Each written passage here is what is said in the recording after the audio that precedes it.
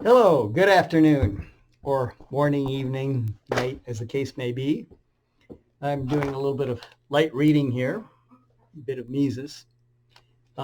We are working on getting our courses set up for going online, so I'm doing another of these practice videos. Wanted to talk about, I've got a kind of interesting one to me, interesting today. Talking a little bit about price controls and about price gouging and about the importance of flexible prices during a time of crisis.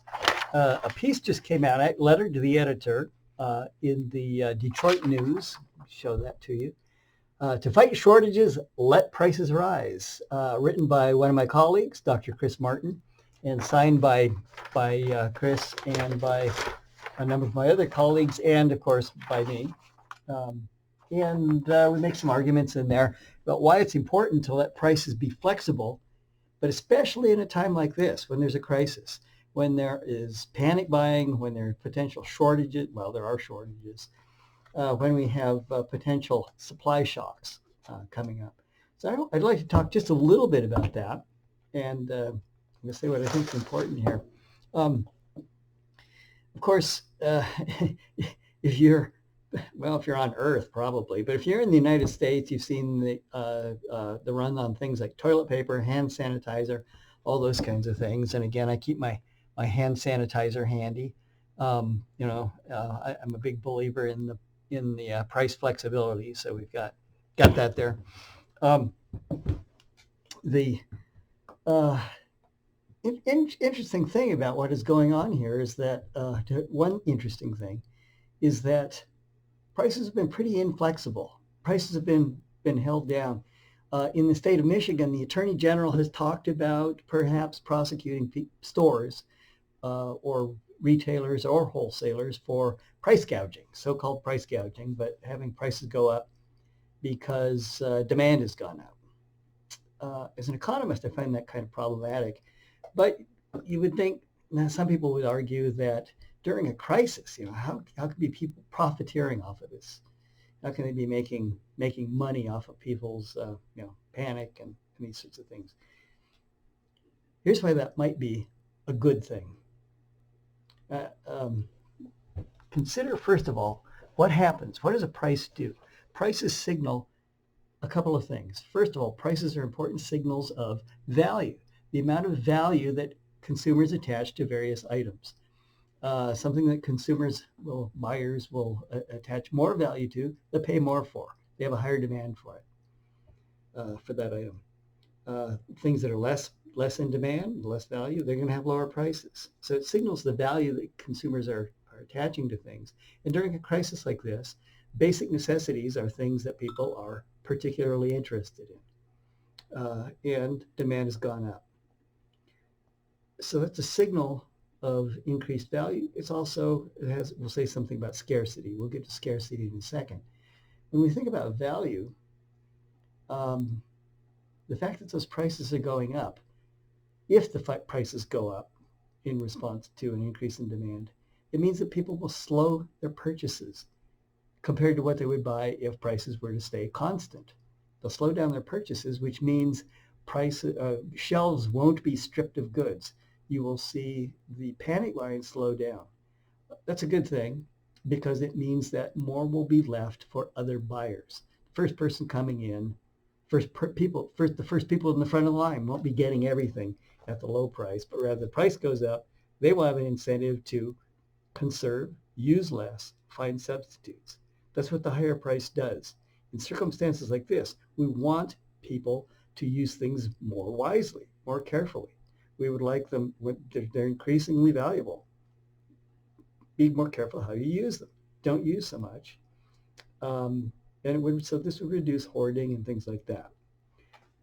If the prices were to be flexible, leave more for others.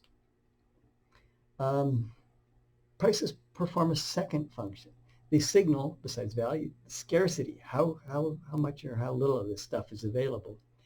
And particularly when we think about suppliers, what's their incentive to provide the good? Well, they have to be able to cover their costs. Demand has gone up. We would like to see more of this stuff on the market. It's more expensive generally to produce more stuff. So do you want more stuff brought into the market, more products? You want more hand sanitizer? Well, maybe you should let the price go up, because at $10 a shot, you can afford to make a lot more of this. You have more of an incentive to make this stuff than you would at 5 cents a shot or whatever. I don't know how many shots you get out of this, but I think I originally paid a couple of bucks for this one. So the idea is every time, if they're going to expand output, every time the firms consider doing that, they have to think about the capital that they spend, the expenditures on labor. They've got depreciation costs, all these sorts of things, parts, pieces, materials. They got to be able to cover that. You want more stuff? Because it's a crisis, let the price go up. It has two good things going on there. So first of all, again, remember that the buyers are going to have more incentive to use this stuff wisely, to conserve, to be careful, and the sellers will bring more into the market. They've got a reason to do it. Okay, great. So what happens when the state or the government says, we're going to prosecute you if you, or investigate you at least, if you raise prices, if you let prices go up? Well, you're killing those signals. You are creating the shortage. You're increasing the shortage. Now, that's all pretty basic economics. It's not controversial. It's not controversial. It's just not popular. There is something else, and then maybe this is, I think, this makes sense to me at least. I think there's also a psychological effect that rising prices will help to take care of. If you walk into a store and you're used to seeing full shelves and you suddenly see them being stripped, you panic. It's a scary thing to see. I walked into the stores here in Hillsdale, and it's like, man, this looks like something from the Soviet Union. This is scary. My wife walked in. She's never seen things like this before. She's like, oh my gosh, I'm freaking out. I talk to people in the store lines, and they say, I came in I wasn't thinking of doing this, but I'm seeing what's going on. You see an empty shelf. This might be the only chance, an almost empty shelf, almost the last chance to buy, some flour, some toilet paper, things like this. My wife was just in Kroger this afternoon, and no flour. She bought a bag of sugar, but the flour's all sold out. She went into Walmart, and in Walmart they had she said one guy grabbed 20 bags of flour, and she grabbed 3 or 2 or something. I don't know, whatever. I haven't been home to find out. She grabbed a couple of bags, and away, that was it. It's gone.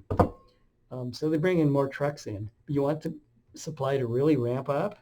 Let the prices go up. You want people to stop buying every last thing off the shelf? Let the prices go up. Let's have this thing be smooth, and that will also, I think, help to reduce some of the panic around these things.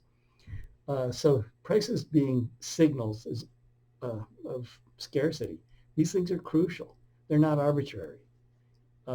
What's arbitrary is trying to control them with edicts and laws, man-made laws. So that's my quick note on prices. Corona pricing. That's great. Oh, I don't know where you had a wonderful Corona meme. Oh, I stuck it up on the door. But at any rate, stay well, and keep your prices at approaching equilibrium.